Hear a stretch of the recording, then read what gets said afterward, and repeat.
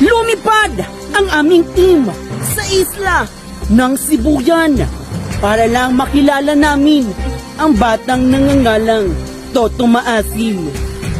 Sa ngayon, wala siyang magulang.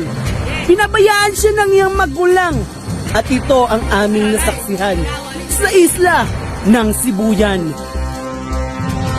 Hello guys, good afternoon po. Nandito po kami sa sa Barangay Asan. Actually, may dala po kami herbal. May tahibo po kami dala. Kaso may nakita kaming bata.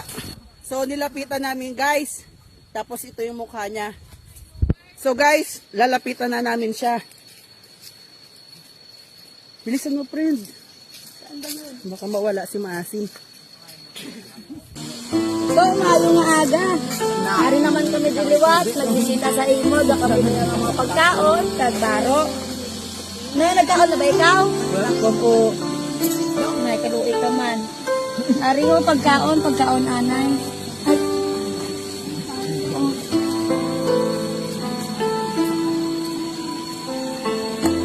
To, pila na ikaw katuig?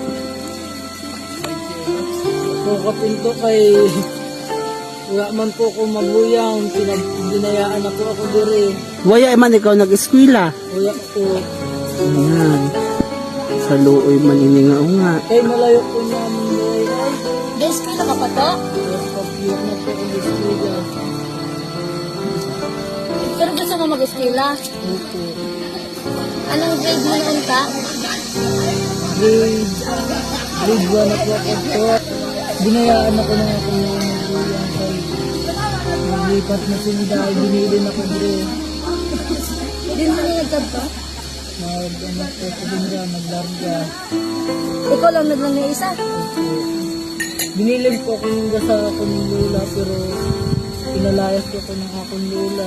Kaya ba sa ikaw pinalayas? Ilan po. Kaya armari po ko sa bukid. Naglayas ikaw? Opo. Ay, dili ko nang gesta. Hindi lang po ako gestal. E paano pag-uyan? Hindi na po. Basta nagdanot po ako dre, wak man ako ng bayay. Ang silungan. Hindi nagbabuhay sa daod lang mga pagkaon. Bibig-bibig po. Hay to, ay anong mahahambay mo sa mga magabulig pa sa imo kag sa amo niya nagbulig sa imo. Salamat din po kay Salamat din po na pinaunin ko sa akin dito.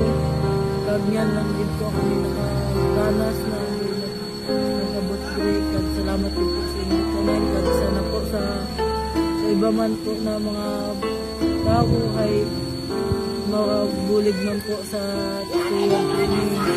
Mo lang din po ito. May gusto ka nga ipabakay man to. Hindi ka po. Jodorant.